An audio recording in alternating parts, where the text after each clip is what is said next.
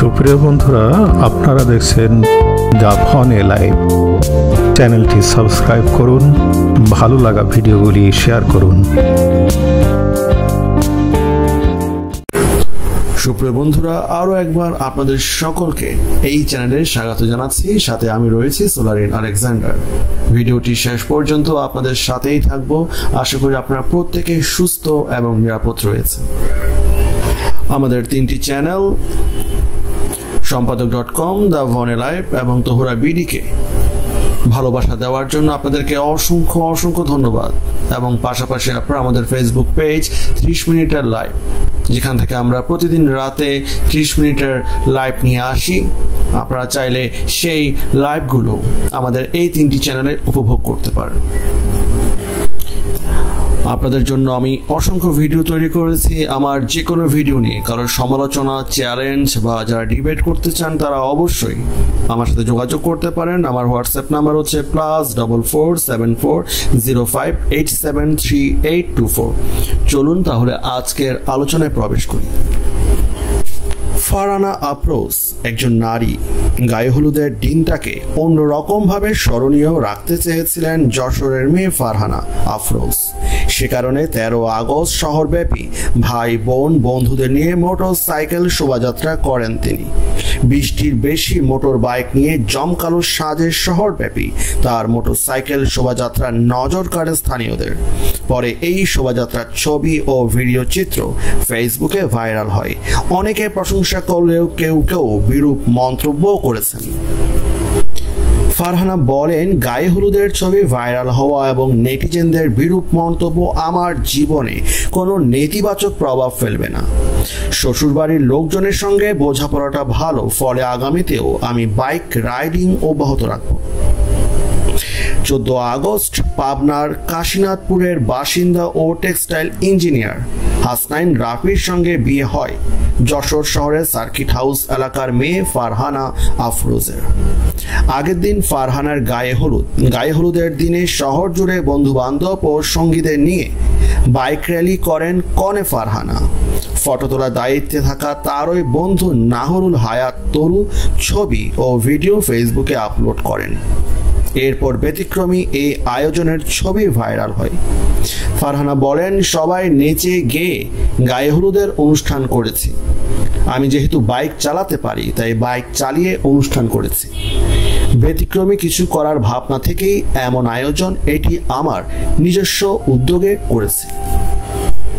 যশোর সরকারি বালিকা বিদ্যালয় থেকে 2011 সালে এসএসসি ও 2013 সালে যশোর আব্দুর রাজ্জাক কলেজ থেকে এইচএসসি পাশ করেন ফারহানা। এখন ড্যাফোডিল ইন্টারন্যাশনাল ইউনিভার্সিটি থেকে HRA-তে MBA করছেন তিনি আরো বলেন, 2007 সাল থেকে বাইক চালাই। মূলত বাড়িতে সাইকেল ও প্রাইভেট কার চালানো শেখা হয় ছোটবেলাতেই। বাবার মোটর সাইকেলটিও চালানোর একটা ঝোঁক ছিল। সে বাবার অজান্তেই কোনো প্রশিক্ষক ছাড়াই মোটর সাইকেল চালানো শিখি। 2013 সালে ঢাকায় যাওয়ার পর বন্ধুদের সঙ্গে বাইক চালিয়ে বিষয়টি ভালোভাবে রপ্ত করি।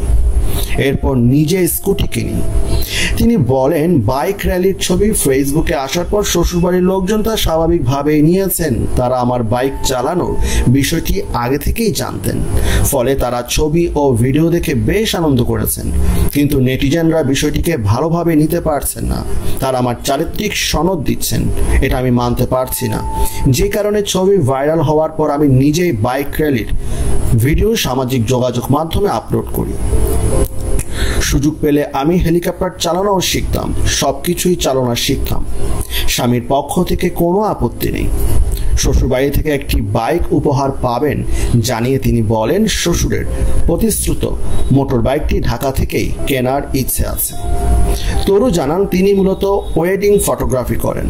মফস্বল শহরে এমন ব্যতিক্রমী বিয়ে গায়ে হলুদের আয়োজন দেখেননি। এই গায়ে হলুদের ছবি ফেসবুকে ছড়িয়ে পড়ায় অনেকেই তার কাছে ফোন করেছেন। কেউ প্রশংসা করেছেন, কেউ বিরূপ মন্তব্য করেছেন। এবার দেখব ইসলাম ফারহানাদের মতো নারীদের সর্বোচ্চ সম্মান কিভাবে দিয়েছে। ইসলাম ধর্ম নারীদেরকে সবচাইতে বেশি মান সম্মান আর মর্যাদা দিয়েছে বলে দাবি করে কোনো ইসলামী তাফসির কারক যদি নারীদের মান মর্যাদা নিয়ে কথা বলা শুরু করে, প্রথমেই বলে পৃথিবীতে ইসলামই একমাত্র ধর্ম যা নারীদেরকে পূর্ণাঙ্গ মান মর্যাদা দিয়েছে।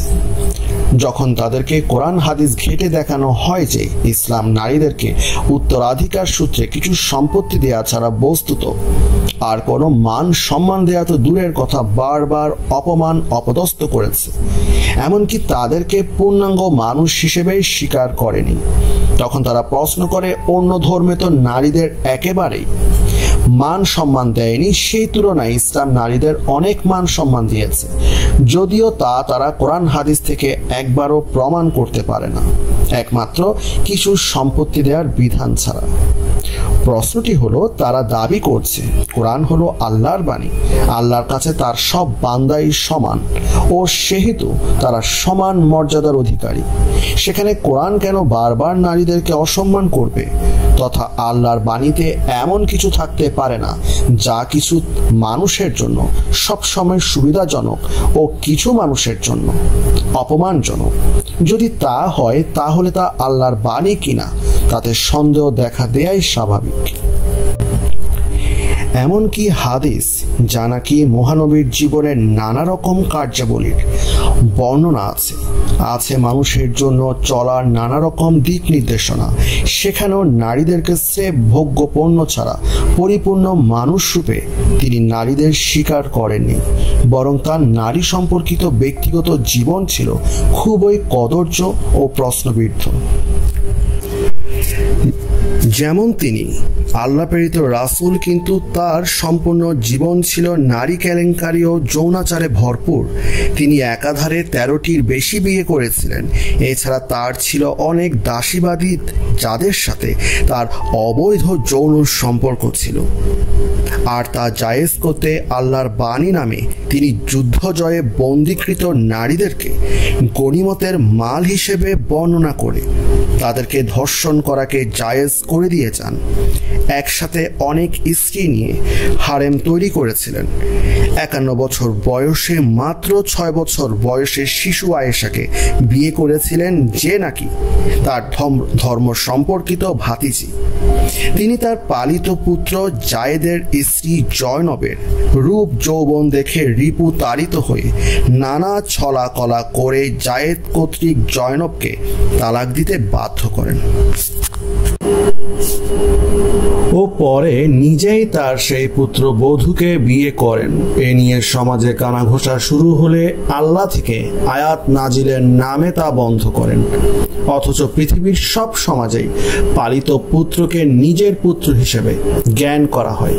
একমাত্র মুহাম্মদ তার বিকৃত যৌন কামনা চরিতার্থ করতে পবিত্র সম্পর্ক কুলুষিত করেন ও যাকে ধর্মের নামে গোটা মুসলমানদের উপর চাপিয়ে দেন ও আল্লাহর আয়াতের নাম দিয়ে বলেন পালিত পুত্রের তালাকপ্রাপ্ত স্ত্রীকেও বিয়ে করা যাবে, এবং যার ফলে গোটা মুসলমানরা আজকে মানসিকভাবে বিকৃত।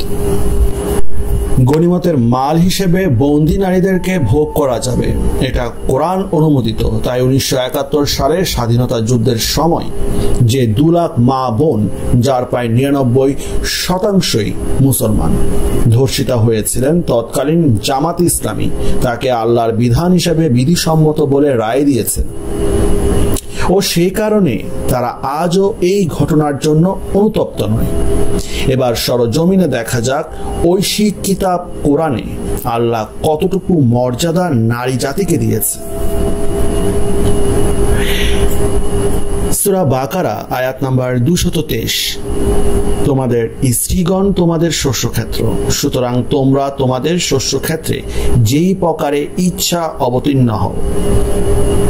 আয়াত নাম্বার 223, সূরা নাম্বার 2, সূরা বাকারা। সোজা কথায় নারীদেরকে এখানে একটা ভোগ্য পণ্যের উপাদানের চাইতে আর বেশি মর্যাদা দেয় নাই। পুরুষগণ তাদের স্ত্রীদেরকে যেভাবে খুশি যখন ইচ্ছা খুশি ভোগ করবে।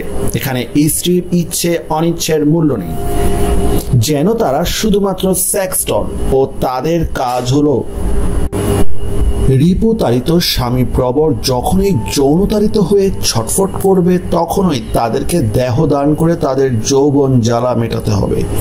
তা সে অসুস্থ থাকুক অথবা তার অন্য কোনো শারীরিক বা মানসিক সমস্যা থাকুক, তাতে কিছুই যায় আসে না। আয়াতের প্রকাশভঙ্গি দেখা যাক।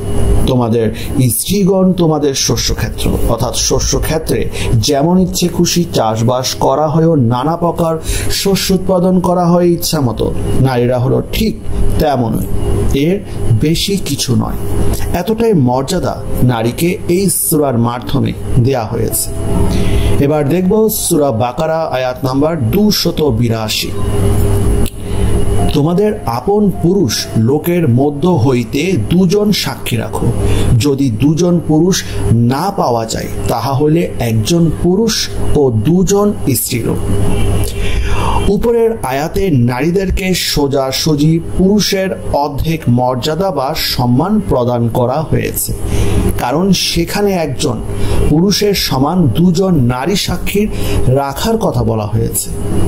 আর আরো সোজা অর্থ হলো একজন পুরুষ সমান দুজন নারী, অর্থাৎ নারীরা পূর্ণাঙ্গ মানুষ নয়। একজন পুরুষের অর্ধেকের সমান হলো একজন নারী। যদি নারীর এই ধরনের মর্যাদা কোরআন দিয়ে থাকে, তাহলে কোনো দেশে মুসলিম নারীরা ভোটাধিকার প্রাপ্ত হওয়ার কথা নয়, কারণ যে পূর্ণাঙ্গ মানুষ নয় তারা তো ভোটাধিকার দিতেই পারবে না, তার তো ভোটাধিকার থাকাই অসম্ভব। একইভাবে যে পূর্ণাঙ্গ মানুষ নয় সে দেশের প্রধানমন্ত্রী বা রাষ্ট্রপ্রধান হওয়া তো দূরের কথা, কোনো অফিসের বস হওয়ার তার কোনো অধিকার নেই। পরিবারে তার বিষয়ে মতামত দেওয়ার অধিকার থাকতে পারে না। কোরআন সোজাসুজি নারীকে কোনো পূর্ণাঙ্গ মানুষ হিসেবেই স্বীকার করে না। এতটাই বেশি মর্যাদা ইসলাম নারী জাতিকে দিয়েছে। এই ব্যাপারে ইসলামী তাফসীর কারকদের প্রশ্ন করা হলে তারা অদ্ভুত সব কথাবার্তা বলে। যেমন তারা বলে নারীরা গর্ভবতী হয়, তারা মাসিক ঋতুস্রাবের কারণে অসুস্থ হতে পারে। উল্লেখ্য, ঋতুস্রাবকে ইসলামে অসুস্থতা ও অপবিত্র হিসেবে গণ্য করা হয়। তাদের মেধা ও বুদ্ধি পুরুষ মানুষের চাইতে কম, এ ব্যাপারে অনেক সহিহ হাদিস রয়েছে। তারা কোনো বিষয়ে ভালো মতো মনে রাখতে পারে না ইত্যাদি কারণে কোনো সাক্ষ্য প্রদানকালে একজন নারী উপস্থিত হতে অপারগ হতে পারে। এই কারণে এই সূরার আবির্ভাব এই যুক্তি। দেখুন কি অদ্ভুত ও উদ্ভট যুক্তি। এমনিতেই কোরআন নারীকে পূর্ণাঙ্গ মানুষ হিসেবে স্বীকার করছে না, আবার তার যৌক্তিক করতে নারীকে আরো বেশি ছোট ও হীন করে দেখানো হচ্ছে। অসুস্থতা জনিত কারণে তো পুরুষরাও কোনো সাক্ষ্য প্রদানে হাজির নাও হতে পারে। এই বিষয়টি তারা বেমালুম ভুলে যায়। মানুষ কত অন্ধ আর কুসংস্কারচ্ছন্ন হলে এই ধরনের আজগুবি যুক্তি দেখাতে পারে, এবং এটাই কোরআনের মতে একজন নারীর আসল মর্যাদা। সূরা নিসা, তোমাদের মধ্যে যে সকল নারী ব্যভিচার করিবে তোমরা তাহাদের বিরুদ্ধে তোমাদের মধ্যকার 4 জনকে সাক্ষী রাখো। যদি তাহারা সাক্ষ্য দেয় তবে তোমরা তাহাদিগকে সেই সময় পর্যন্ত আবদ্ধ করিয়া রাখিবে যে পর্যন্ত না মৃত্যু তাহাদের সমাপ্তি ঘটায়, কিংবা আল্লাহ তাদের জন্য কোনো পথ নির্দেশ বাহির করেন। এবং তোমাদের মধ্যকার যে কোনো 2 জন ব্যভিচার করিবে তোমরা সেই 2 জনকে শাস্তি দিও। অতঃপর যদি তারা তাওবা করে এবং সংশোধন করে তবে তাহাদের নিন্দাবাদ হইতে বিরত রাখো। নিশ্চয় আল্লাহ অতিশয় ক্ষমাশীল দয়ালু। নিশ্চয় যারা অজ্ঞতাবশত দোষের কাজ করিয়া বসে তৎপর অল্পকাল মধ্যে তাওবা করে, তাদের তাওবা কবুল করা আল্লাহর দায়িত্ব। আল্লাহ তাহাদের প্রতি সুদৃষ্টি করিয়া থাকেন। আল্লাহ মহা জ্ঞানী ও মহাবিজ্ঞানী। সূরা নিসা আয়াত নাম্বার 15, 16, 17। উপরোক্ত লাইনের আয়াতটা পড়লে মনে হবে কোরআন সত্যি নারীদেরকে মহামর্যাদা বা সম্মান প্রদর্শন করেছে। এখানে বলা হচ্ছে যে সকল নারী ব্যভিচার করবে তাদের শাস্তি হলো মৃত্যু না হওয়া পর্যন্ত আটকে রাখা। পক্ষান্তরে যখন কোনো পুরুষ ব্যভিচার করবে তখন কিন্তু তাদের শাস্তি মৃত্যুদণ্ড তো দূরের কথা, স্রেফ তাওবা করলে মাপ পেয়ে যাবে। কারণ কোরআন এবং আল্লাহ পুরুষদের প্রতি সীমাহীন দয়ালু, কিন্তু নারীদের প্রতি কঠিন নির্দয়। আর পুরুষদেরকে একরকম ভাবে আল্লাহ মাফ করে দেন বলে তিনি মহাজ্ঞানী ও মহাবিজ্ঞানীও বটে। এইভাবে নারীদের প্রতি একতরফা কঠিন শাস্তির ব্যবস্থা করে তিনি বলা বাহুল্য নারীদেরকে মহা সম্মান প্রদর্শন করেছেন বইকি। হে মুসলমানগণ, তোমাদের পক্ষে জায়েজ নহে তোমরা নারীদিগকে জোরপূর্বক মালিক হও এবং তাহাদিগকে আটক করিয়া রাখো, কিন্তু তাহাদের দ্বারা সুস্পষ্ট কুকার্য প্রকাশ হওয়ার পর এবং তাহাদের সহিত সদ্ব্যবহার সহকারে বসবাস করো। যদি উহাদিগকে না পছন্দ করো তবে আশ্চর্য নয় যে তোমরা যাহাকে না পছন্দ করিতেছ বস্তুত তাহারই মধ্যে আল্লাহ বহু কল্যাণ দিয়া রাখিয়াছে। এবং যদি তোমরা এক স্ত্রী বদলাইয়া তৎস্থলে অন্য স্ত্রী গ্রহণের ইচ্ছে করো এবং তাহাদের স্তূপীকৃত মালও দিয়া থাকো, তবুও উহা হইতে কিছুই লইও না। তোমরা কি স্ত্রীর নামে কোনো প্রকারের দুর্নাম রটাইয়া সুস্পষ্ট গুনাহ করিয়া উহা ফেরত লইতে চাও? সূরা নিসা আয়াত নাম্বার 19 থেকে 21। উপরের সূরাটি নাজিল হয়েছিল বিধবা নারীদের প্রতি স্বামীর আত্মীয় স্বজনের কারণে। এটা পড়লে আপাত খুব সুন্দর মনে হতে পারে, কারণ কোনো নারীকে জোর করে অধিকার করতে নিষেধ করা হয়েছে। তারা বিধবা হওয়ার পর যদি কুকর্ম করে তাহলে তাদের সাথে সদ্ব্যবহার সহকারে বাস করতে উপদেশ দেওয়া হয়েছে। তারা বিধবা হলে তাদেরকে প্রদত্ত জিনিসপত্র যতই দামি হোক না কেন তা ফেরত নিতে নিষেধ করা হয়েছে। এসব বিষয় পড়লে মনে হবে কতই না সুন্দর সুন্দর কথা বলা হয়েছে। কোরআন এটাও কিন্তু একটা খুব ভালো কৌশল যা নবী মুহাম্মদ খুব ভালোভাবে প্রয়োগ করেছিলেন আজকের ধান্দাবাজ রাজনৈতিক নেতাদের মতো, যারা নাকি নির্বাচনের আগে খুব মিষ্টি সুরে নানা রকম মল ভোলানো কথার ফুলঝুরি ছোটায়। একটু গভীরভাবে খেয়াল করলে আসল বিষয়টি ধরা পড়বে। কোরআন নারীকে কি হিসেবে বিবেচনা করেছে সেটা হলো এই আয়াত দ্বারা খুব স্পষ্টভাবে বোঝানো হচ্ছে একমাত্র নারীরাই কুকর্ম করতে পারে বা তারাই একমাত্র কুকর্ম করার তালে থাকে। যেমন বলা হচ্ছে, কিন্তু তাহাদের দ্বারা সুস্পষ্ট কুকার্য প্রকাশ হওয়ার পর যেখানে পুরুষরা একেবারে পুত পবিত্র। কারণ এখানে নারীর কুকর্ম করার কথা বলা হয়েছে, পুরুষের কুকর্ম করার কথাটি এখানে ঊর্ধ্ব রাখা হয়েছে। বলা বাহুল্য, একজন বিধবা নারীর সাথে অবৈধ সম্পর্ক সৃষ্টির চেষ্টা করে সর্বপ্রথম সেই পরিবারের প্রাপ্তবয়স্ক পুরুষ। এরপরে পাড়া প্রতিবেশীর নজর পড়তে পারে এবং এর প্রত্যেক ক্ষেত্রেই পুরুষ প্রবর্তী সর্বাগ্রে এগিয়ে আসে। অবৈধ সম্পর্ক গড়ার ক্ষেত্রে সর্বপ্রথম নারী এগিয়ে আসে, এরকম নজির খুবই কম। অথচ কোরআন কিন্তু নারীদেরকেই দোষ দিচ্ছে, তারাই কুকামের প্রথম উদ্যোক্তা ও হোতা এবং পুরুষরা হলো নিষ্পাপ ও ফুলের মতো পবিত্র। আর হবেও বা কি করে, কারণ কোরআন তো নারীকে পূর্ণ মানুষ হিসেবে স্বীকার করা হয়নি। অথচ সূরার শেষ লাইনটি লক্ষ্য করলে কিন্তু নাটের গুরুকে তা বোঝা যাবে। কোন প্রকারের দুর্নাম রটাইয়া স্ত্রীকে প্রদত্ত সম্পদ ফেরত নিতে নিষেধ করা হয়েছে। আর এই দুর্নাম রটনাকারীরা হলো বিধবা নারীর স্বামীর আত্মীয় স্বজন ও বলা বাহুল্য তারা সবাই পুরুষ। এবং মনে হচ্ছে আল্লাহ নারীদের প্রতি সত্যিই খুব দয়ালু, কিন্তু বিষয়টি তা নয়। আসল ঘটনা হলো 1400 বছর আগের সেই বর্বর আরব সমাজে পুরুষ মানুষ ইচ্ছে করে তাদের বিধবা স্ত্রীদের নামে কলঙ্ক রটাতো এবং তাদেরকে কোনো কিছু না দিয়ে বা তাদেরকে প্রদত্ত জিনিসপত্র কেড়ে নিয়ে তাড়িয়ে দিত। কারণ তখন সমাজে বিধবা নারীর সংখ্যা ছিল বহু। প্রতিনিয়ত যুদ্ধে সাহাবীরা মারা যাচ্ছিল, ফলে প্রতি পরিবারে বিধবা নারীর সংখ্যা বৃদ্ধি পাচ্ছিল, যাদেরকে বসিয়ে বসিয়ে খাওয়ানো পড়ানো ছাড়া উপায় ছিল না সেই পরিবারের পুরুষদের। এরপর বলছে, যদি তোমরা এক স্ত্রী বদলাইয়া অন্য স্ত্রী গ্রহণের ইচ্ছে করো। আহা, কি মহা সম্মানের কথা কোরআন এবার বলছে নারীদেরকে উদ্দেশ্য করে। নারী যেন কোনো পরিধেয় পোশাক বা গৃহপালিত জন্তু, তাকে যখন ইচ্ছে মতো বদলানো যায় এবং নতুন আরেকটা গ্রহণ করা যায়। সেক্ষেত্রে শুধুমাত্র সামান্য একটু ত্যাগ স্বীকার করতে হবে, আর তা হলো তাদেরকে প্রদত্ত মাল ফেরত নেওয়া যাবে না। কি অপূর্ব সম্মান নারীর প্রতি একজন ধনী ও লম্পট পুরুষ যখন ইচ্ছা খুশি একটার পর একটা স্ত্রীকে তালাক দেবে, কারণ তার নিত্য নতুন মেয়ে মানুষ চায় যৌন জীবনে বৈচিত্র্যতা উপভোগ করতে।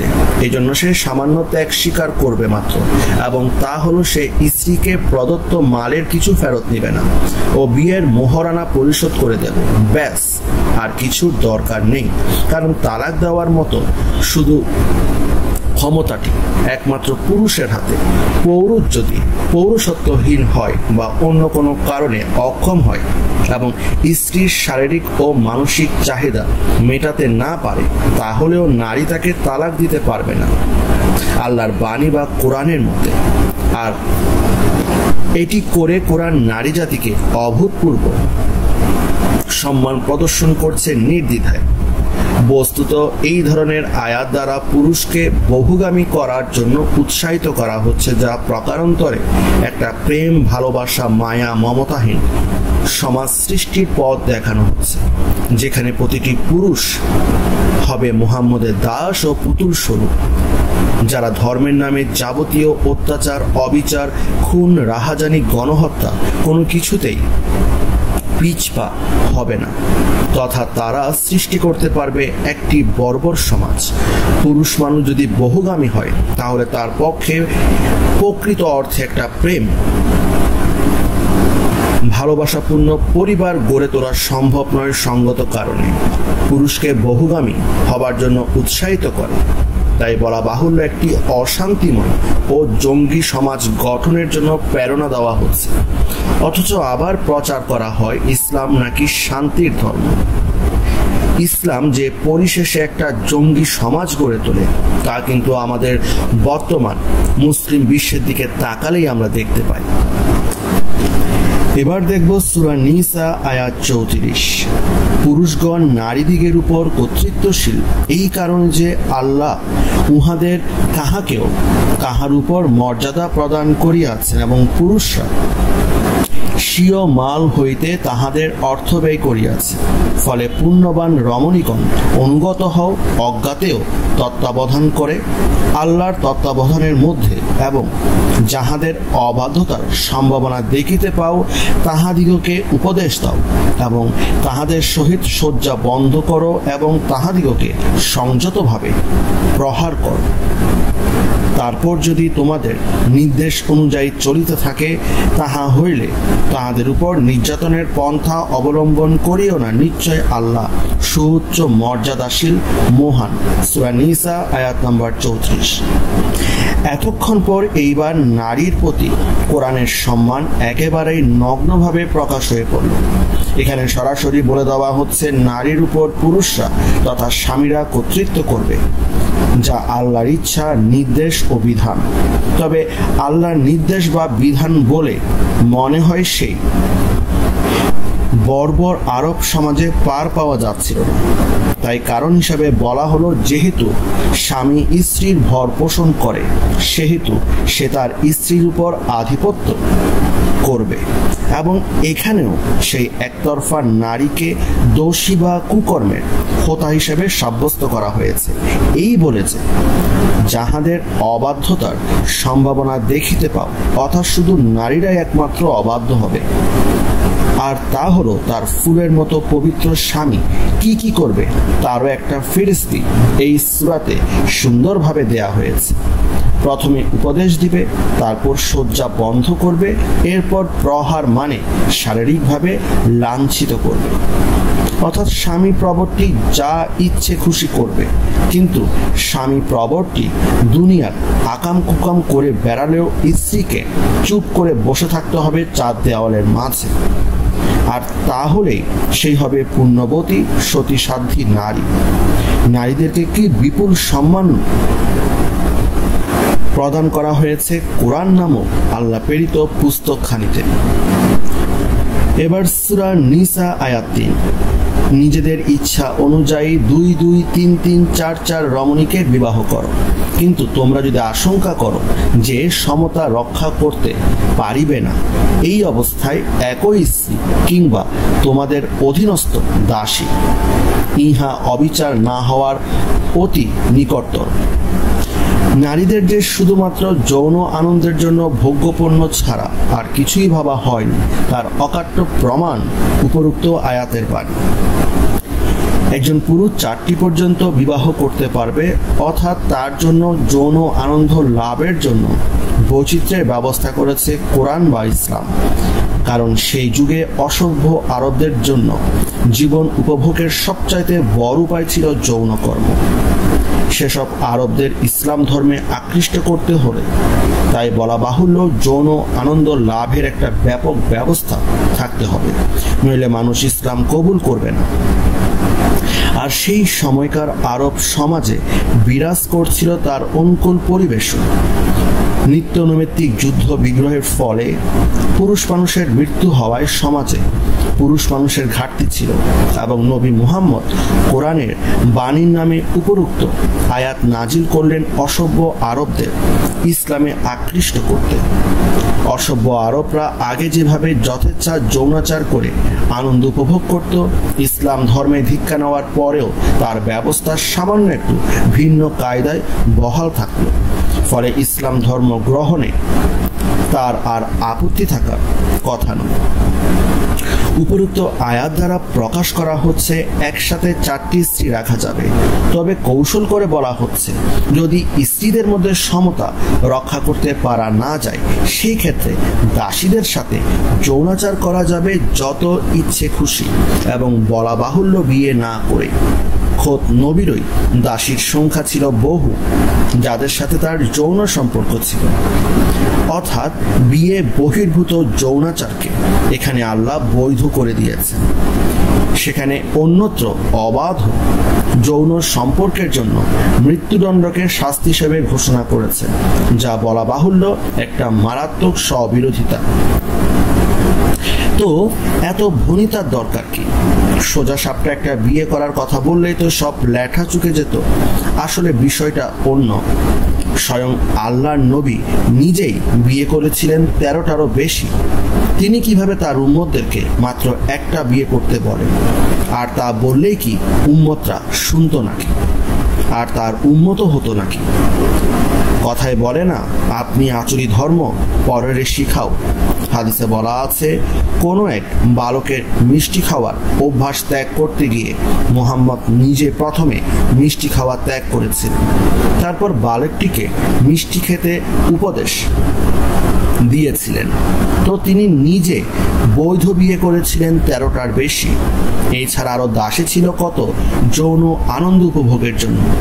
তো তিনি কিভাবে তার উম্মতদেরকে মাত্র একটা বিয়ে করতে বলবেন?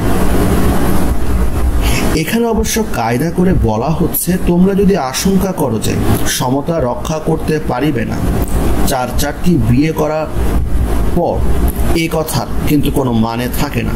কারণ যদি সমতা রক্ষা নাই করতে পারবে, স্বয়ং নবীও যা পারেন নাই, তার বেশি দুর্বলতা ছিল সুন্দরী বালিকা বধূ আয়েশার প্রতি।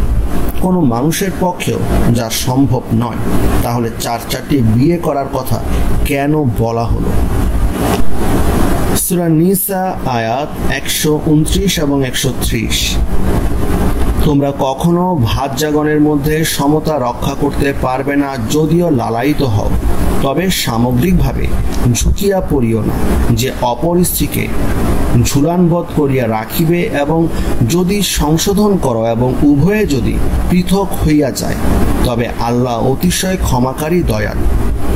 আর যদি উভয়ে পৃথক হইয়া যায়, তবে আল্লাহ আপন উদারতায় প্রত্যেককে অমুখাপেক্ষী করিয়া দিবেন। আল্লাহ বলছেন স্ত্রীদের মধ্যে সমতা রক্ষা করতে পারবে না, আবার সাথে সাথে তিনি বলছেন তবে সামগ্রিকভাবে ঝুঁকিয়া পড়িও না। তার মানে সমতা রক্ষা করতে না পারলেও বহু বিয়ে করা যাবে, তবে কারো প্রতি বেশি ঝুঁকে পড়তে নিষেধ করেছেন। তার মানে আগের সূরাতে যে 4টা বিয়ের কথা বলা হয়েছে তা এই সূরা দিয়ে প্রতিষ্ঠিত করা হচ্ছে। ধূর্ত ইসলামী চিন্তাবিদরা কিন্তু এই বিষয়টি সবসময় এড়িয়ে যায়। তারা আগের সূরাটি উল্লেখ করে প্রচার করে থাকে যে যেহেতু সমতা রক্ষা করা সম্ভব নয়, তাই যদিও 4টা বিয়ের কথা বলা হয়েছে তাই বাস্তবে তা সম্ভব নয়। আর যার পুরো অর্থ হলো কোরআনে একটি মাত্র বিয়ের কথা বলা হয়েছে। কিন্তু সূরা নিসার 129 এবং 130 আয়াত স্পষ্ট করে বলছে যে সমতা রক্ষা করতে না পারলেও কোনো সমস্যা নেই, সেক্ষেত্রে কারো প্রতি বেশি ঝুঁকে পড়তে নিষেধ করা হচ্ছে, তথা 4টি বিয়ে করতেও কোনো সমস্যা নেই। তারপরেও যদি সমস্যা হয় সেই ক্ষেত্রে তালাকের ব্যবস্থা তো আছেই, ও পরে আবার বিয়ে করা যাবে। অর্থাৎ যার প্রতি অবজ্ঞা করা হচ্ছে, মনে হচ্ছে তাকে তালাক দেওয়ার জন্য পুরুষটিকে উৎসাহিত করা হচ্ছে, আর তাহলে এহেন অন্যায় তালাকের জন্য পুরুষ লোকটির কোনো সমস্যা হবে না, কারণ আল্লাহ অতিশয় দয়ালু। আল্লাহ শুধু দয়ালু নন, বরঞ্চ তিনি এমন উদার যে সেক্ষেত্রে তিনি এমন ব্যবস্থা করে দেবেন যাতে সেই তালাকপ্রাপ্ত নারী আর তার পূর্বের স্বামীর প্রতি কখনোই মুখাপেক্ষী হবে না। বোঝা যাচ্ছে বিয়ের পরে একাধিক স্ত্রী অর্জন ও যৌনানন্দ উপভোগ করাই হলো ইসলাম ধর্মমতে পুরুষ মানুষের জীবনের একমাত্র উদ্দেশ্য, যাকে খুব কদর্যভাবে কোরআন বারবার উপস্থাপন করছে। তৎকালীন অসভ্য আরবদের প্রায় অবাধ যৌন আনন্দ উপভোগ করার ব্যবস্থা করে দেওয়ার জন্য কোরআন বা ইসলাম খুব কৌশলে বহু বিবাহকে উৎসাহিত করেছে, যা কোরআনের অনেক জায়গায় খুব উৎকটভাবে প্রকাশ করা হয়েছে, কারণ তা না করলে আরবরা মুহাম্মদের ইসলাম গ্রহণ করত না, যা প্রকারান্তরে নারীদেরকে চূড়ান্ত অপমান ও অসম্মান করেছে। ইসলাম ধর্ম ইহজগতে বহু বিবাহের মাধ্যমে বৈচিত্র্যপূর্ণ যৌনাচার উপভোগ করার ব্যবস্থা শুধু ইসলাম করে নাই, বরং মৃত্যুর পরে যাতে অবাধ যৌনাচার উপভোগ করা যায় তারও বন্দোবস্ত রাখা হয়েছে বেহেশতে। প্রতিটি বেহেশতবাসীর জন্য 70টি চির যৌবনা হুরের লোভ দেখানোর ব্যবস্থা করে। এই সব আয়োজন কিন্তু শুধু পুরুষের জন্য। নারীদের ইহজগতে যেমন কোনো ব্যবস্থা নেই, শুধুমাত্র পুরুষকে যখন তখন মনোরঞ্জন করা ও সন্তান উৎপাদন ছাড়া। এখন প্রশ্ন হলো, হুররা তো চির যৌবনা, যারা ব্যস্ত থাকবে তাদের জন্য নির্ধারিত বেহেশতবাসী অবশ্যই পুরুষদের মনোরঞ্জনে, বলা বাহুল্য যৌনকর্মের মাধ্যমে সদ্দারিনী হয়ে বেহেশতবাসী নারী কি হুরদের মতো পুরুষকে মনোরঞ্জনের সুযোগ পাবে কেন? একমাত্র ইসলাম ধর্ম ছাড়া দুনিয়াতে অন্য কোনো ধর্মে এত নগ্ন কুৎসিতভাবে যৌন আনন্দ উপভোগের লোভ দেখিয়ে মানুষকে ধর্মের দিকে আকৃষ্ট করার চেষ্টা করা হয়নি। ইসলামের এই বৈশিষ্ট্য দেখে মাঝে মাঝে প্রশ্ন জাগে, আল্লাহ কি দুনিয়া ও বেহেশত তৈরি করেছে শুধুমাত্র আদম সন্তানের জন্য যৌন আনন্দ উপভোগ করার মূল উদ্দেশ্যকে সামনে রেখে?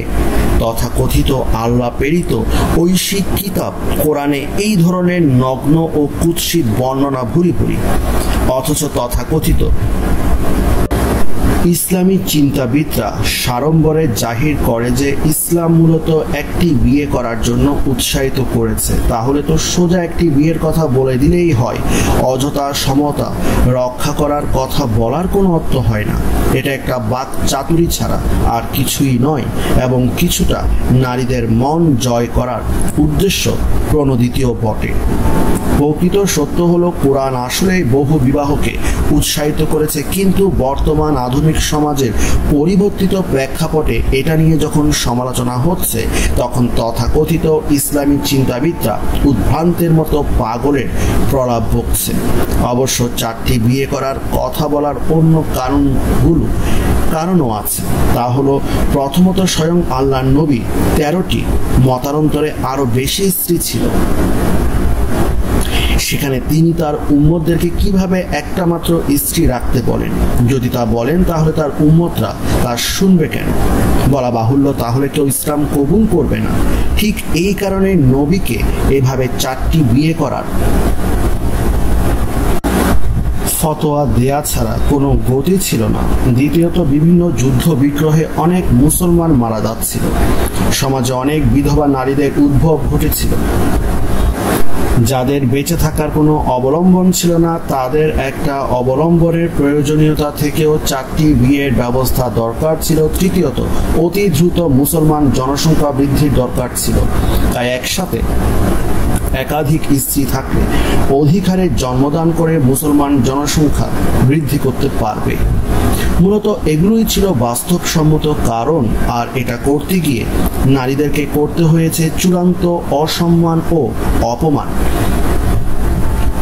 তাদেরকে পরিণত করা হয়েছে যৌন দাসীয় প্রজনন একটি যন্ত্র হিসাবে, কাজের বেটি বা বড়জোর রক্ষিতা। মহান আল্লাহ দাসপ্রথার মতো একটা চরম অমানবিক ব্যাপারে আশ্চর্য রকম চুপ গোটা কোরআন শরীফে। এ কেমন আল্লাহ যিনি পুরুষ মানুষ কয়টা বিয়ে করতে পারবে, ওজনে কম নাকি বেশি দিতে হবে, কাফেরদেরকে কেমন ভাবে খুন করতে হবে, এমনকি নবী কাকে বিয়ে করবে আর কাকে বিয়ে করবে না তার মতো তুচ্ছ ব্যাপারে আয়াত নাজিল করতে পারে, অথচ মানব জাতির চরম অপমান দাস প্রথা তা নিষেধ করার কথা বলতে পারল না। আল্লাহর দৃষ্টিতে সব মানুষ সমান হলে তিনি দাস প্রথা তুলে দেওয়ার নির্দেশ কেন দেননি কোরআন? তবে মুহাম্মদ তার শেষ ভাষণে দাসদের প্রতি ভালো ব্যবহার করতে উপদেশ দিয়েছিলেন। নানা হাদিসেও দাসদের সাথে ভালো ব্যবহার করার কথা বলা হয়েছে, কিন্তু দাস প্রথা উচ্ছেদের ডাক দেননি কেন? এর সোজা অর্থ, তৎকালীন আর্থসামাজিক প্রেক্ষাপটে দাস প্রথা তুলে দেওয়ার মতো অবস্থা ছিল না, যদিও সার্বিক বিচারে তা ছিল চরম একটা অমানবিক ব্যাপার। মুহাম্মদ নিজে ব্যক্তিগতভাবে দাসদের সাথে ভালো আচরণ করেছেন বা 2-4 জন দাসকে তিনি মুক্তি দিয়েছিলেন বটে, কিন্তু এটা একটা অমানবিক প্রথা টিকিয়ে রেখে ব্যক্তিগতভাবে এরকম আচরণের কোনো সুদূর প্রসারী প্রভাব কি আছে? একেবারেই নেই।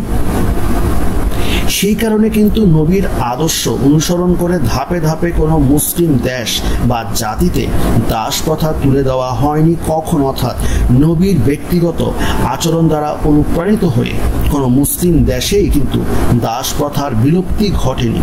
দাস প্রথা সর্বপ্রথম বিলুপ্ত করে মুসলমানদের ভাষায় কাফির মুরতাদরা, মানে অমুসলিমরা। আব্রাহাম লিঙ্কনের আমলে সেই 19 শতাব্দীর মাঝামাঝি সময়ে মার্কিন যুক্তরাষ্ট্রের দাস প্রথার বিলোপ ঘটনা ও তার ফলে সৃষ্ট গৃহযুদ্ধের কথা আমরা অনেকেই জানি। কোরআনের আল্লাহর তরফ থেকে প্রেরিত হয়ে থাকলে অবশ্যই দাস প্রথার মতো ঘৃণ্য প্রথার বিলুপ্তির ঘোষণা তাতে থাকতো, কিন্তু তাই নয়। আল্লাহ তার বাণীর মাধ্যমে দাসীদের সাথে বিবাহ বহির্ভূত যৌনকর্মের অনুমতিও দিয়েছে। মহান ও অসীম আল্লাহ কিভাবে এহেন অমানবিক বিষয়ের অনুমোদন দিতে পারে? সুতরাং স্পষ্টভাবেই বোঝা যায় আল্লাহর বাণী নয় এটা ছিল মুহাম্মদের নিজের মুখের বাণী, যা তিনি অসভ্য আরবদের মধ্যে আল্লাহর বাণী হিসেবে চালিয়ে দিয়েছেন। আবারও স্ত্রীদের মর্যাদার বিষয়ে ফিরে আসা যাক। যদি তৃপ্তি না মেটে কোনো স্ত্রীকে তাদের মোহরানা মিটিয়ে দিয়ে তালাক দিয়ে নতুন নতুন বিয়ে করে নিলেই ভালো, কারণ একমাত্র স্বামীই পারে তার স্ত্রীকে তালাক দিতে। স্ত্রী তালাক দেওয়ার অধিকার নেই। তালাক দেওয়ার জন্য ওসিলা দরকার, তারও বন্দোবস্ত করা আছে। বলে দিলেই হবে যে সে আর মনোরঞ্জন করতে পারছে না, ব্যাস তাহলেই হবে। এরপর তাকে তার মোহরানা দিয়ে তালাক দিয়ে দাও, তাহলে 7 খুন মাফ। কারণ এই মোহরানা পরিশোধের ব্যাপারে কোরআনে খুব বেশি জোর দেওয়া হয়েছে। আবার বিয়ে করো আর যত ইচ্ছা খুশি যৌন আনন্দ উপভোগ করো, কোনোই সমস্যা নাই, কারণ তা আল্লাহ কর্তৃক প্রেরিত নিয়ম নীতি দ্বারা অনুমোদিত। অথচ স্বামী প্রবর্তী যদি যৌন অক্ষম হয় বা রোগাক্রান্ত হয়ে অক্ষম হয়ে তার স্ত্রীকে সন্তুষ্ট করতে না পারে, তাহলেও সেই স্বামীকে তালাক দিতে পারবে না। কি অপূর্ব মর্যাদা দেওয়া হয়েছে ইসলামে। বস্তুত ইসলাম ছাড়া অন্য কোনো ধর্মে আল্লাহর বাণীর নামে নারীদেরকে ভোগ করার এমন অবাধ সুযোগ ব্যবস্থা আর নেই, যেখানে নারীরা শুধুমাত্র যৌন আনন্দের একটা উপকরণ মাত্র, সেই সাথে বংশ বিস্তারের জন্য একটা প্রজনন যন্ত্র ছাড়া কিছুই নয়। মহারানা পরিষদের বিষয়টির ব্যাপারে কোরআনে এত জোর দেওয়ার কারণ কিন্তু নারীদের প্রতি আল্লাহর অতিরিক্ত কোনো দয়া বা ভালোবাসা নয়।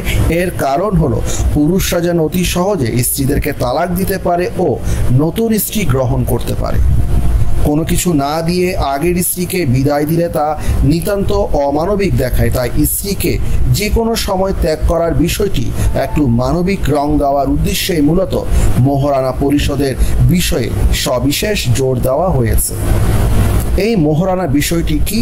বিষয়টি হলো বিয়ের কাবিন নামাতে স্বামী এমন একটা পরিমাণ অর্থ বা সম্পদ দেওয়ার অঙ্গীকার করে। স্বামী যখন স্ত্রীকে তালাক দেয় তখন স্বামীকে কাবিন নামাতে লিখিত সেই পরিমাণ অর্থ বা সম্পদ পরিশোধ করে দিতে হয়। এখন একটি স্ত্রী তার স্বামীর ঘরে বেশ কিছু বছর বসবাস করে সেখানে তার স্বামীর সংসারে নানাভাবে অবদান রাখে। তালাকের সময় সেই অবদানের কোনো স্বীকৃতি দেওয়ার কোনো বিধান কিন্তু কোরআনে নেই। স্বামীর সংসারে যে পারিবারিক কাজকর্ম করে, পরিবারে দেখাশোনা বা রক্ষণাবেক্ষণ বা সন্তান সন্ততি লালন পালন করে, এর ফলে স্বামী নিরুদ্বিগ্ন চিত্তে বাহিরে তার পেশাগত কাজে মনোনিবেশ করতে পারে ও সম্পদ অর্জন করে। বস্তুত সেই সম্পদেরও স্ত্রীর একটা হিস্সা বা দাবি প্রতিষ্ঠিত হয়ে যায়, কিন্তু কোরআনে একমাত্র মহারানা প্রদান ছাড়া অন্য সম্পদ দেওয়ার কোনো বিধান রাখেনি। অনেকটা রক্ষিতা রাখার মতো ব্যাপার, যেন একটা লোক একটা রক্ষিতা পুষ্ট, কিছু বছর পর লোকটি রক্ষিতার প্রতি একসময় আকর্ষণ হারিয়ে ফেলল এবং তখন সে মজুরি বাবদ কিছু অর্থ প্রদান করে রক্ষিতাটিকে বিদায় দিয়ে দিল। আমরা এখন চলে যাচ্ছি সূরা নিসা আয়াত 19 থেকে 21। এবং তাহাদের স্তূপীকৃত মালও দিয়া থাকো, তবুও উহা হইতে কিছুই লইও না। তোমরা কি স্ত্রী নামে কোনো প্রকার দুর্নাম রটাইয়া সুস্পষ্ট গোনা করিয়া উহা ফেরত লইতে চাও? এই কথাগুলো দিয়ে কিন্তু নারীর প্রতি কোনো সম্মান দেখানো হচ্ছে না। একটা পুরুষ যখন একটা নারীর সাথে বসবাস করে ও নারীটি পুরুষটির মনোরঞ্জন করে, পুরুষটিকে অনেক সময় খুশি হয়ে কিছু গিফট বা উপহার দেয় নারীটি, বা নারীটিও পুরুষকে কিছু উপহার দেয়। তো যখন পুরুষটি নারীটিকে ত্যাগ করবে তখন সে উপহার সামগ্রী ফেরত নিতে নিষেধ করা হয়েছে। এই ক্ষেত্রে নারীটির সাথে একটা রক্ষিতার মতো ব্যবহার করা হয়।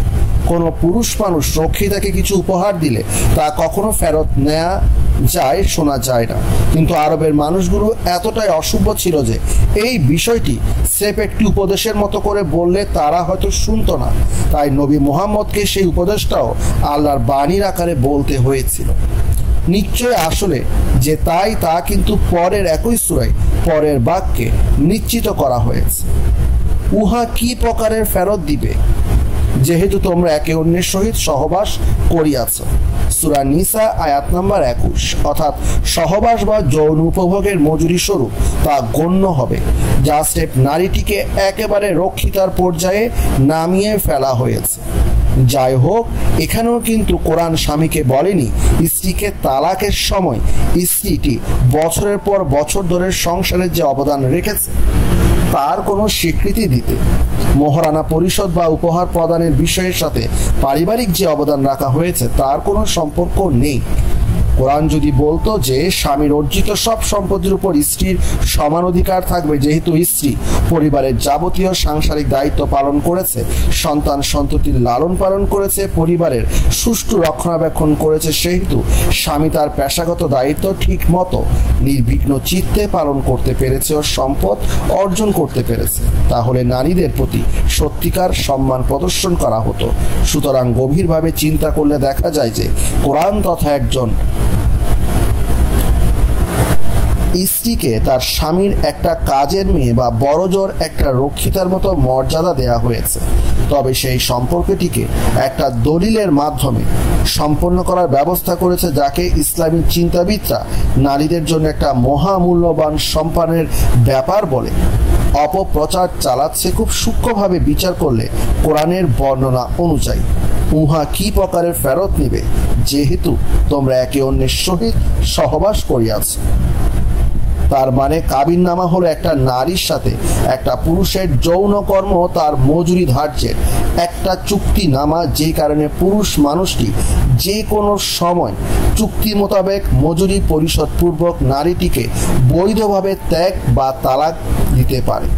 তাতে নারীটির কোনো বাধা দিতে পারবে না। এই কারণে কোরআনের বাণী মোতাবেক মুসলমানদের মধ্যে তালাক প্রদান বিষয়টি সবচাইতে সহজ ও সরল। এই কারণে মুসলমানদের মধ্যে নারীরা তালাক প্রাপ্ত হয় সবচেয়ে বেশি বঞ্চনার মধ্য দিয়ে।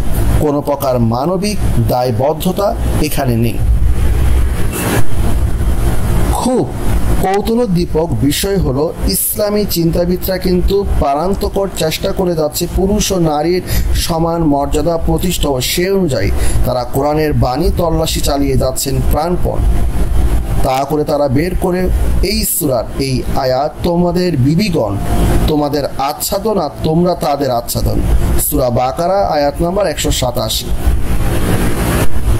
এর অর্থ নাকি নারী ও পুরুষের সমান অধিকার ও মর্যাদা প্রতিষ্ঠিত করেছে আল কোরআন। এবার এই আয়াতটির পুরো বর্ণনা দেয়া যায়। তোমাদের জন্য রমজানের ক্ষেত্রে তোমাদের বিবিগণের নিকট গমন করা জায়েজ করা হইয়াছে। তোমাদের বিবিগণ তোমাদের আচ্ছাদন এবং তোমরা তাদের আচ্ছাদন।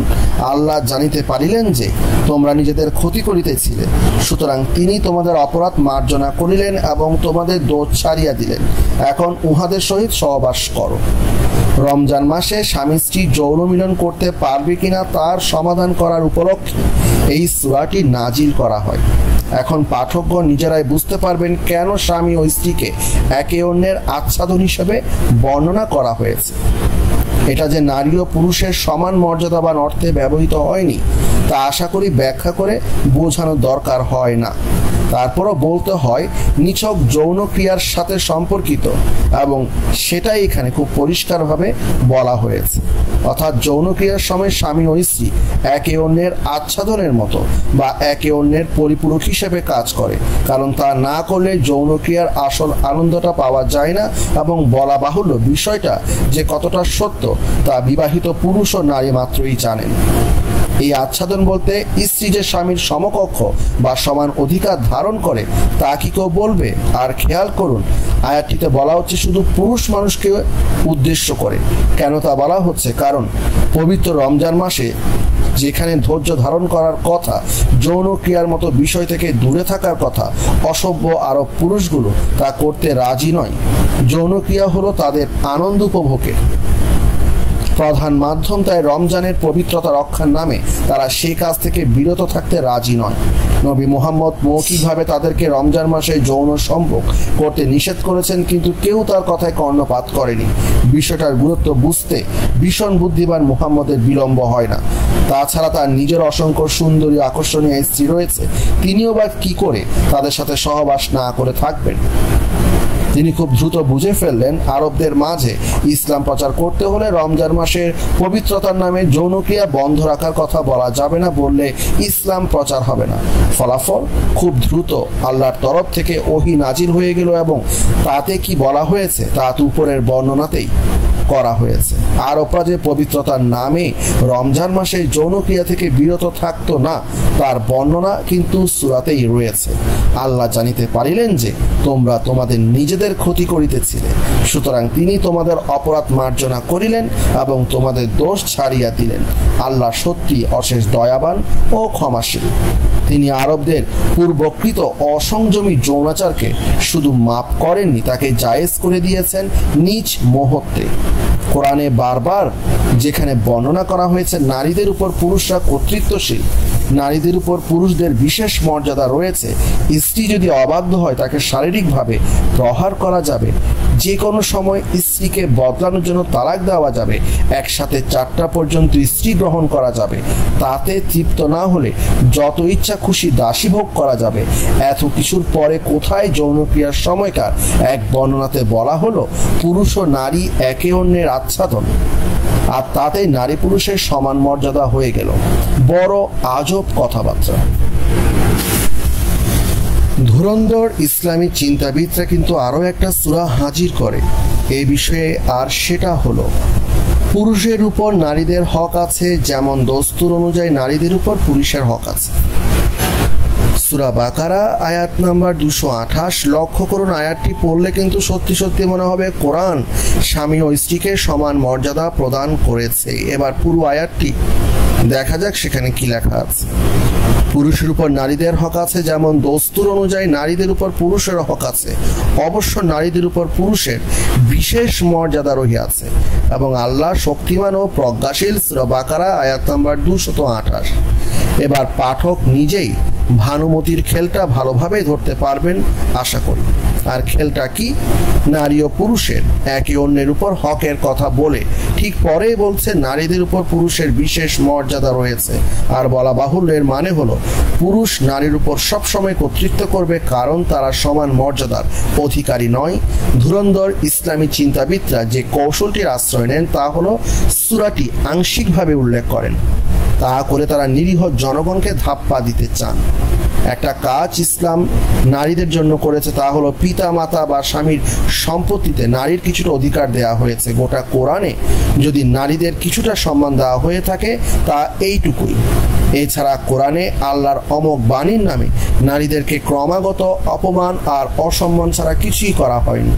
আসলে এই সম্মানটুকু বোধ হয় করা হতো না বাস্তবে।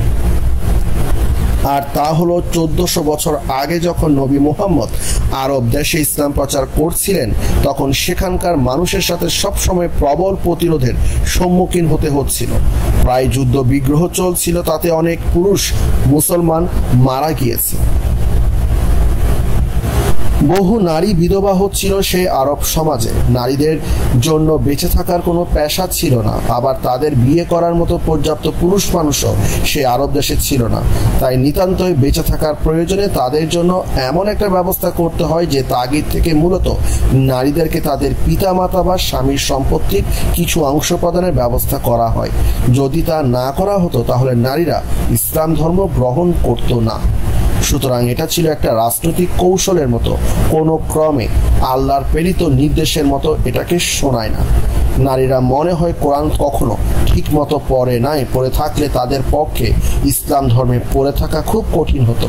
ইসলামী পণ্ডিতরা এই বিষয়ে অত্যন্ত সুকৌশলে বলে বেড়ায়, অন্যান্য ধর্মে তো একেবারে নারীদেরকে সম্মান দেখানো হয়নি। যেমন খ্রিস্টান ধর্মের নারীদেরকে নরকের দ্বার, হিন্দু ধর্মের মনুসংহিতায় একই কথা বলা হয়েছে নারী সম্পর্কে। ইসলাম ধর্ম তো সেরকম কিছু বলা হয়নি।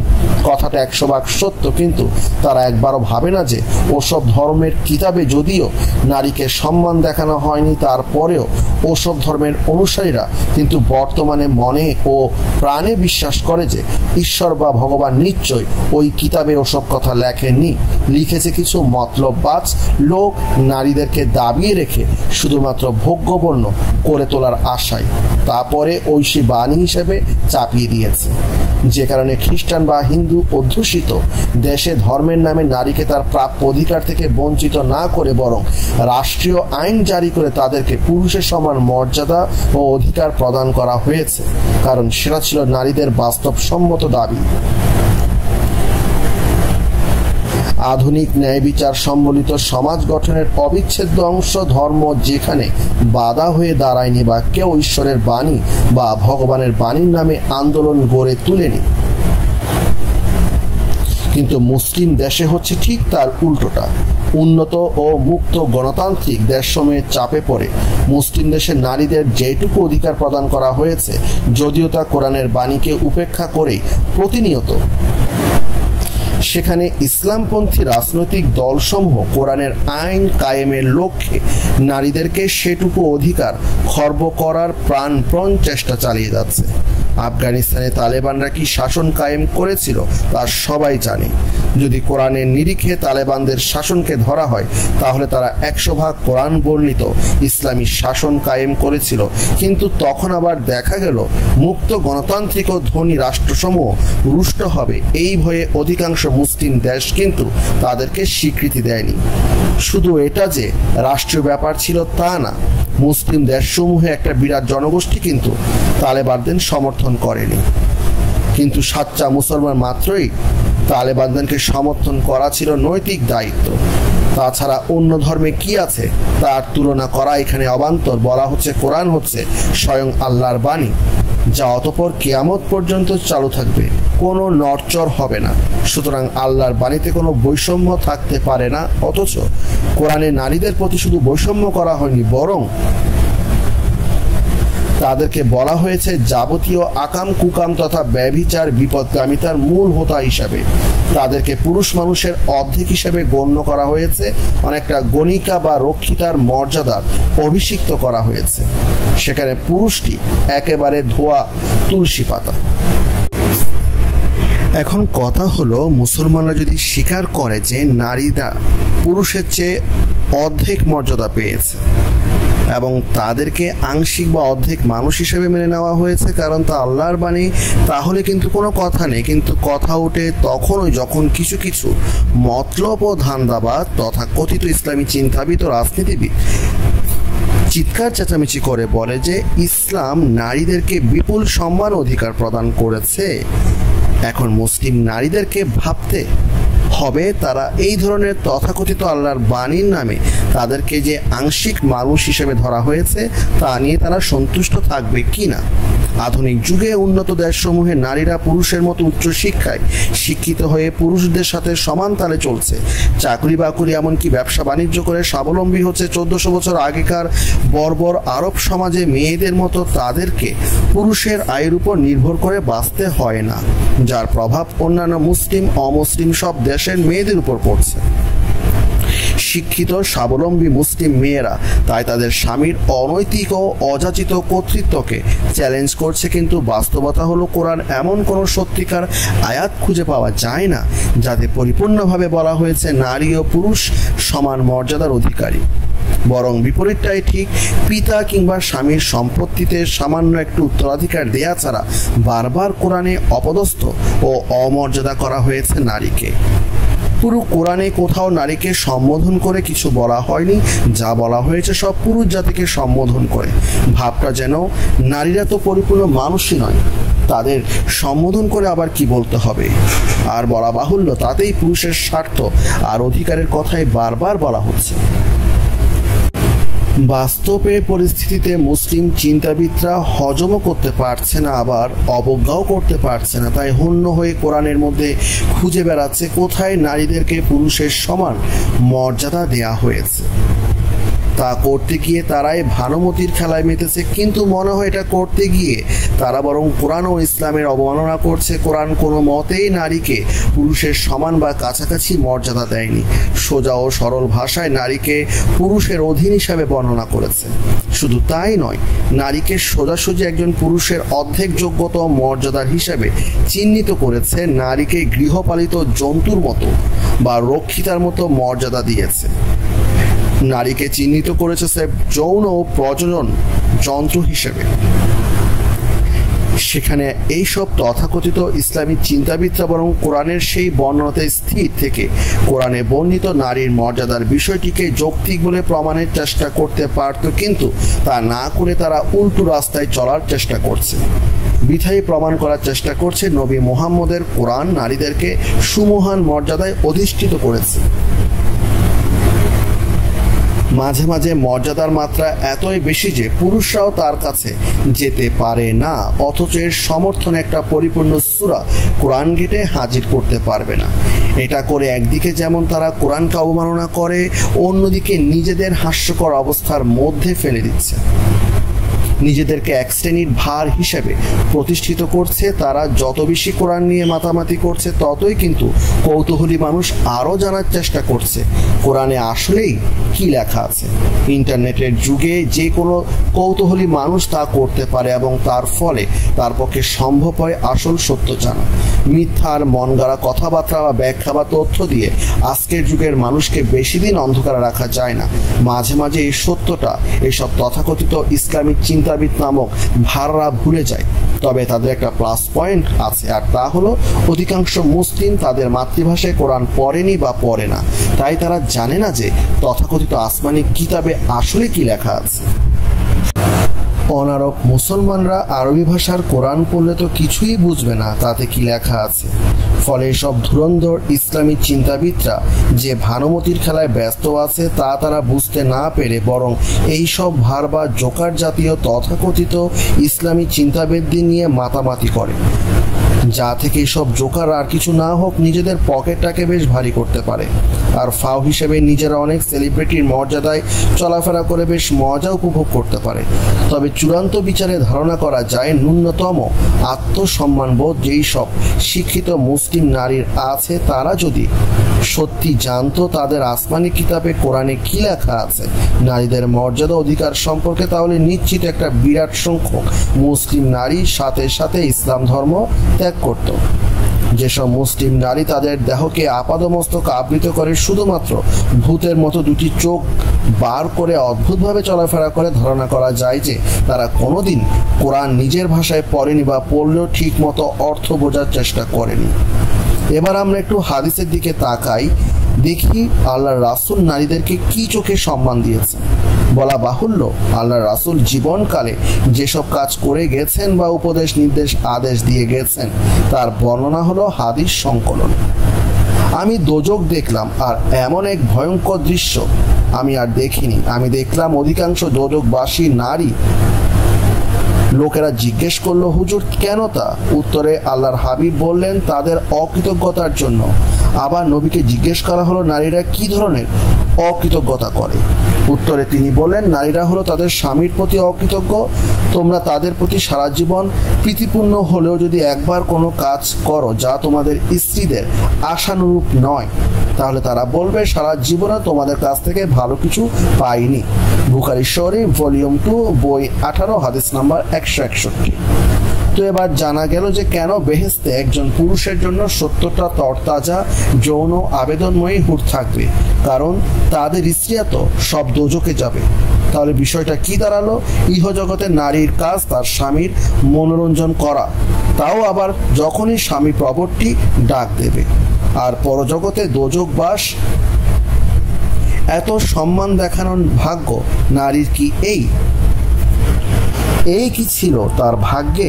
একই সাথে জানা গেল আল্লাহর পেয়ারা নবী মুহাম্মদ কি হীন চোখে নারীদেরকে দেখতেন। এর কিন্তু কতগুলো বাস্তব কারণ আছে। প্রথমত, তিনি নিজে হতদরিদ্র থাকায় যৌবনকালে কোনো সুন্দরী যুবতীকে বিয়ে করতে না পেরে অবশেষে 25 বছর বয়সে 40 বছর বয়স্কা বিবি খাদিজাকে বিয়ে করেন নিতান্ত আর্থিক কারণে। তরতাজা যুবক মুহাম্মদের কাছে বিগত যৌবনা খাদিজা মোটেও আকর্ষণীয় ছিলেন না। এই কারণে তার মধ্যে নারী সম্পর্কিত একটি হীনমন্যতা বোধ কাজ করে তার বাকি জীবন। তাই আমরা দেখি যখন তিনি নবী হিসাবে প্রতিষ্ঠিত হয়ে গেছেন, অসভ্য আরব বেদুইনরা তার কথায় উঠেও বসে, তখন সুন্দরী নারী ভোগ করার এক অবাধ সুযোগ এসে যায়।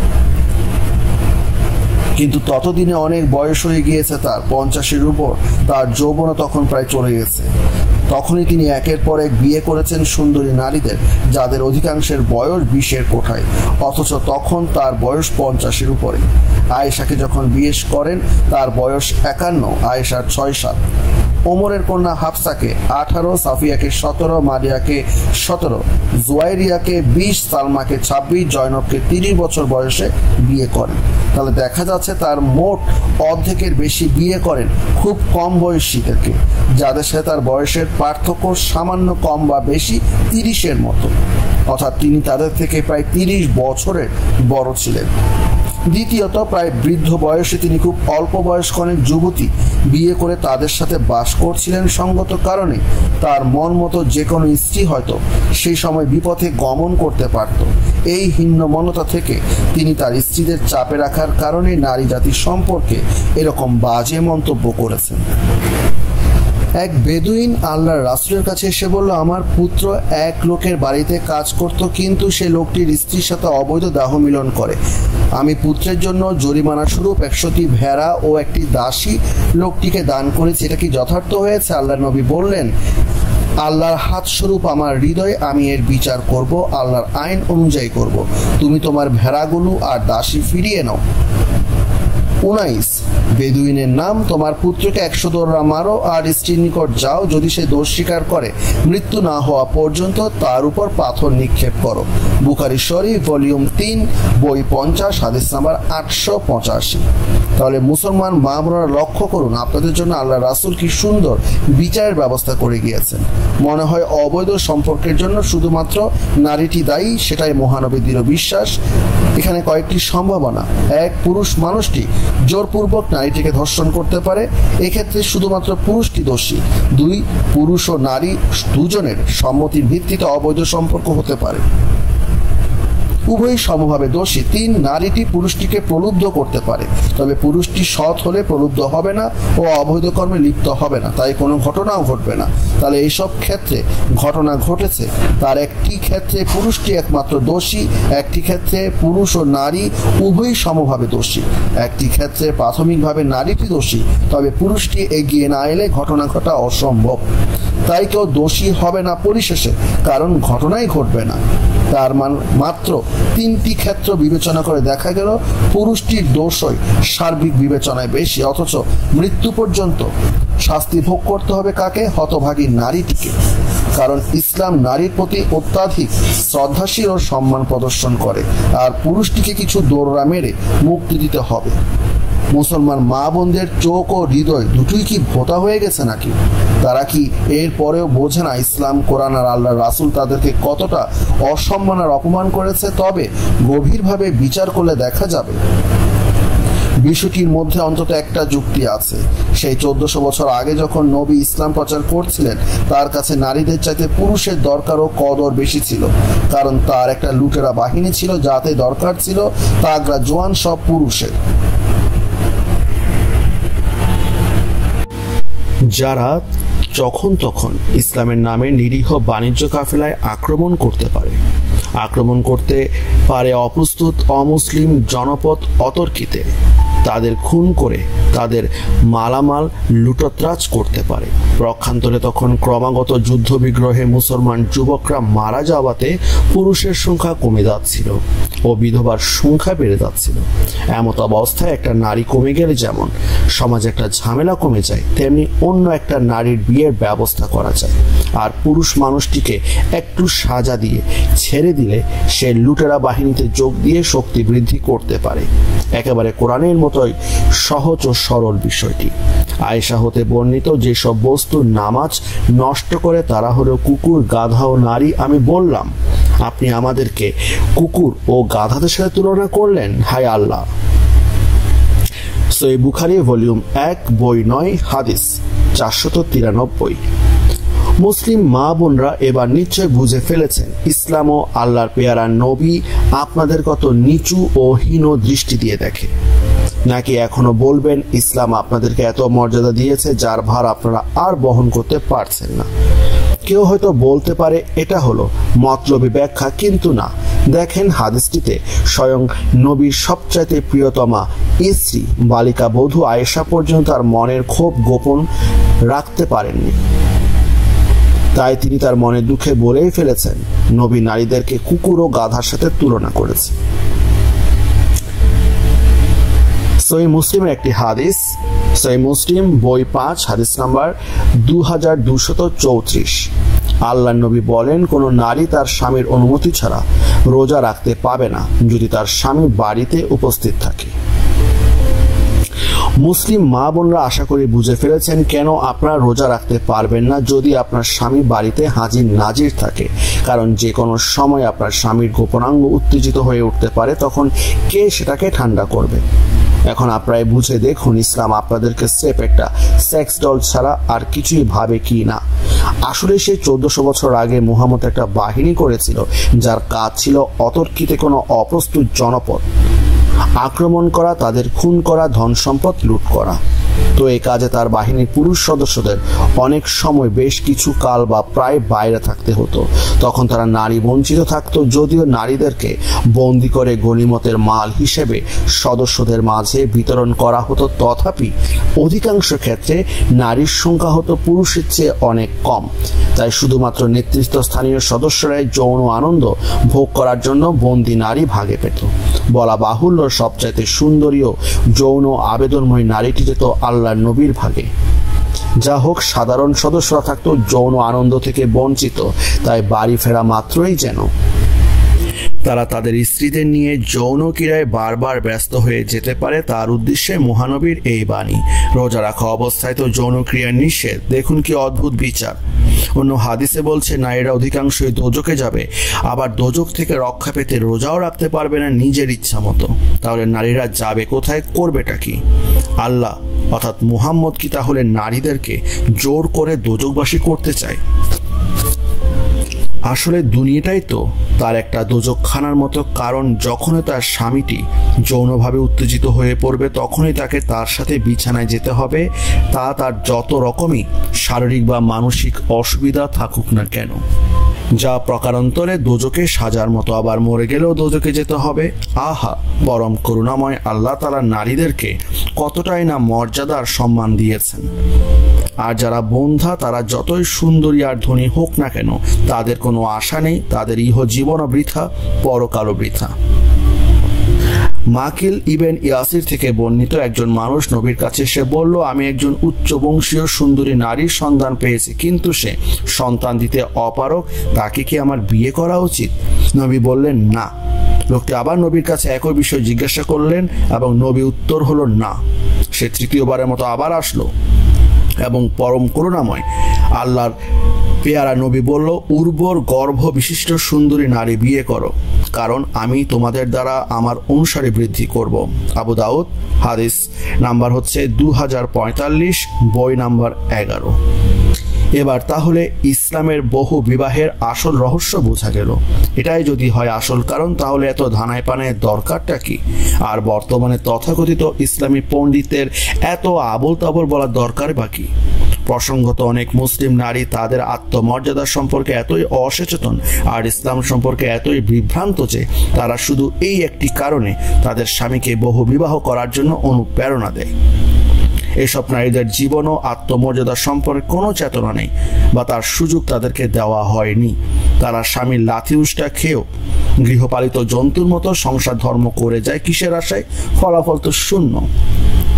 কারণ আগে থেকেই নবী বলে গেছেন, তিনি দোজকে গিয়ে দেখেছেন সেখানে অধিকাংশ নারী হবেন সে তার সদস্য।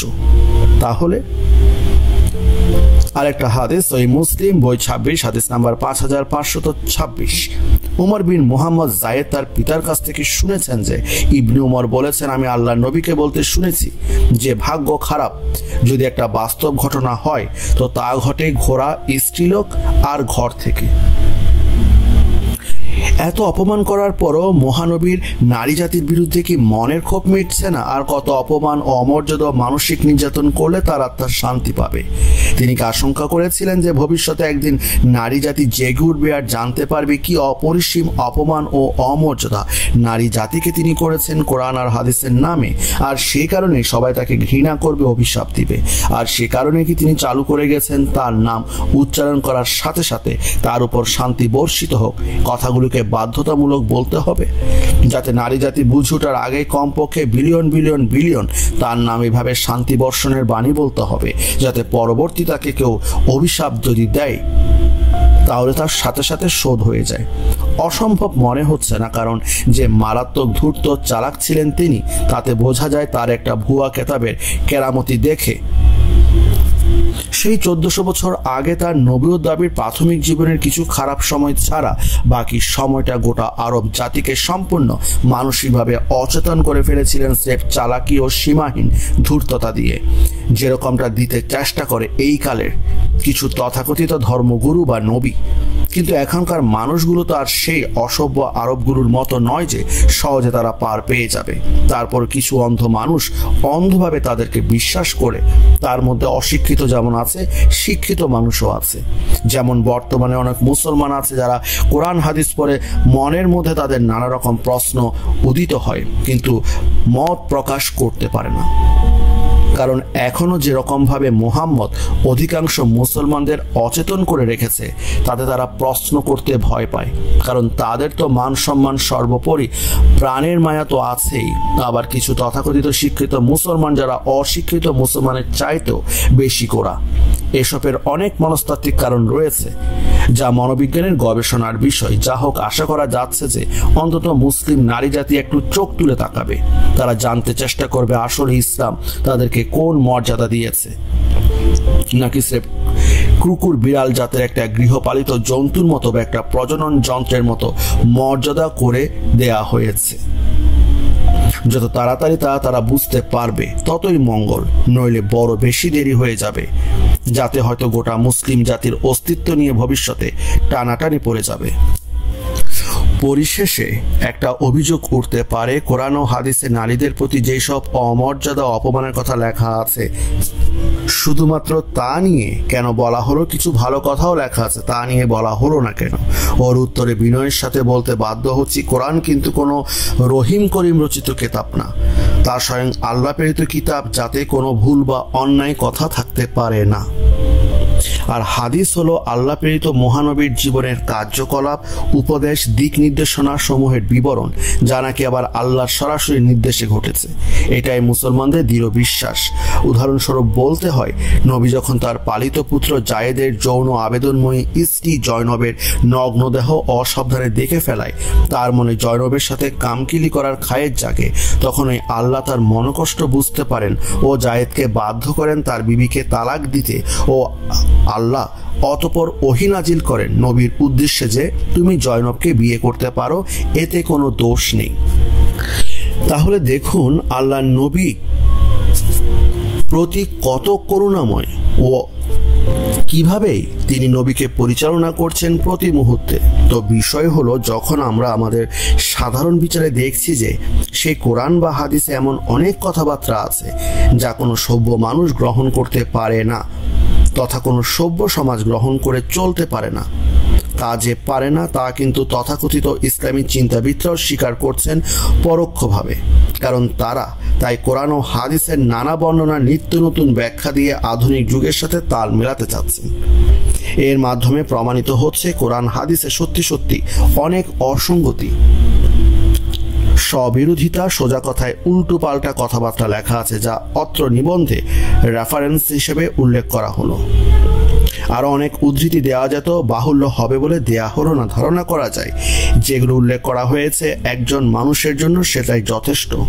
এত সব অসঙ্গতি ও স্ববিরোধিতা ও উল্টাপাল্টা কথাবার্তা না থাকলে আমরাও অকাতরে কোরআন আল্লাহর কিতাব আর মুহাম্মদ আল্লাহর নবী বলে দৃঢ় বিশ্বাস করতাম। অন্য কথায়, সত্যকে অস্বীকার করতে পারে কোন মূর্খ? তাই আমাদের ধারণা ও দৃঢ় বিশ্বাস যে নবী মুহাম্মদ আসলে কোনো আল্লাহ প্রেরিত নবী ছিলেন না, তার কথিত কোরআন কোনো আল্লাহর বাণী না, এমনকি কোরআনে বর্ণিত আল্লাহ আসলে স্বয়ং মুহাম্মদ ছিলেন। আর সে কারণে তিনি লা ইলাহা ইল্লাল্লাহ বলার সাথে সাথে মুহাম্মদ রাসূলুল্লাহ শব্দগুলো জুড়ে দিতে হবে বলে নির্দেশ দিয়ে গিয়েছেন।